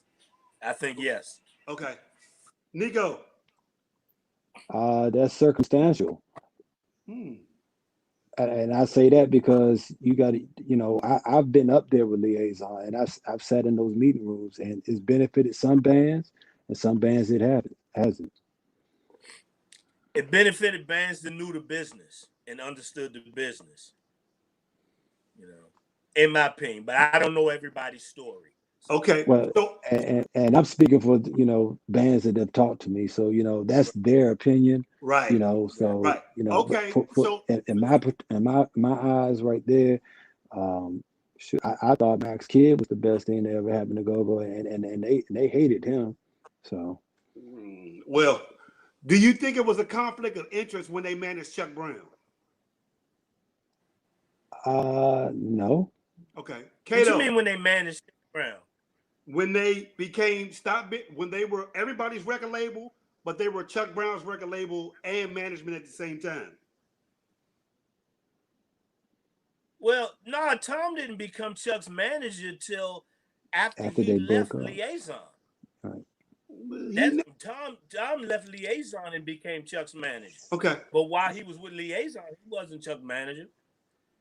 All right. You schooled him, Kato. Thank you. I'm done. You sure?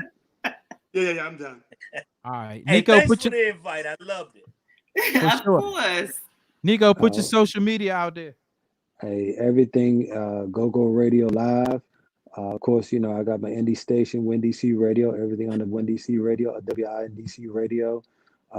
Hey, check us out. Matter of fact, shameless plug. Check out my main man DJ D Money this Friday night, 6 p.m. on the GogoRadio Live Facebook page, Jack and Jams, as he put it down from 6 to 8 p.m. as he kicks off the 10th anniversary for GogoRadio. He aight. Oh, another quick shameless plug. I like it was mentioned earlier. Yes, I put out some new music. I just put out a whole CD. It's called Soul Food. So you can go to KatoSoulFood.com and check that joint out. I'm working on another album now, and it's called University. So I'm a university. So check those joints out too. That player laugh. Wow. That's what's up. Boosie Vegas, you got some shout outs, some love, homie. Hey, I just want to thank you two guys. You guys' contribution to GoGo has been amazing. I appreciate the conversation. I appreciate the candor. And I appreciate y'all coming on here being open like that. Thank you guys. Nico Ray. Thanks a lot. Appreciate it. Thanks for the invite. Of course. And I'm sorry that Nico can't hear me right now, but I want to thank both of you guys for coming. Again, this will not be the last. This will not be the last time that you guys will be on the show. We will make sure that we plan to make sure that we can follow up to this. Shout out to everybody that chatted and tuned in. Of course, follow our YouTube page and our Facebook page, Instagram, all the good social media, The Blend Show, all one word. And, you can rewatch it. We're going to, it's going to be available for you guys to, get some knowledge. And Nico, you always go. It's always gonna be yes to you. I never say no. Nico, can you give Nico a virtual hug, please? A virtual hug. Virtual hug. I can hear all of y'all but Nico Ray. I don't know what's that about. Good. Wow. Hey, Ungawa, Black Power. That's what it is. Hey, look, appreciate y'all coming through. Definitely. Congratulations. Nico, 10 years. We're gonna turn up for the rest of the week and the weekend and all into next week. That's how we're gonna get it in. What? I'm sorry, go ahead. We gonna turn up for the rest of the week. Yeah, we being the nation. Boy, you wait till we get pro show meeting after this one. Hey, look, everybody in the chat, we appreciate you. Want to salute y'all. Thanks for hanging out. Hit the share button, and I'm going to hit the button. Thank y'all for hanging out. It's The Blend. Hey, turn your radio up. Listen to this. Turn your radio up, homie. Listen to this. Hey, listen to this. Turn your radio up, cuz. Listen to this. Turn your radio up, cuz. Listen to this. Here we go. Hey, they need crank. They need a dog crank. Listen to this, y'all. Listen to this. Come on. Hey, they need crank. They need a dog crank. Here we go. DMV. Go girl worldwide. Hey, turn your radio up. It's the blend. Be money, Nico, Ray, Vegas, said it again. Turn your radio up. It's the blend. Be money, Nico, Ray, Vegas, said it again. Turn your radio up. It's the blend.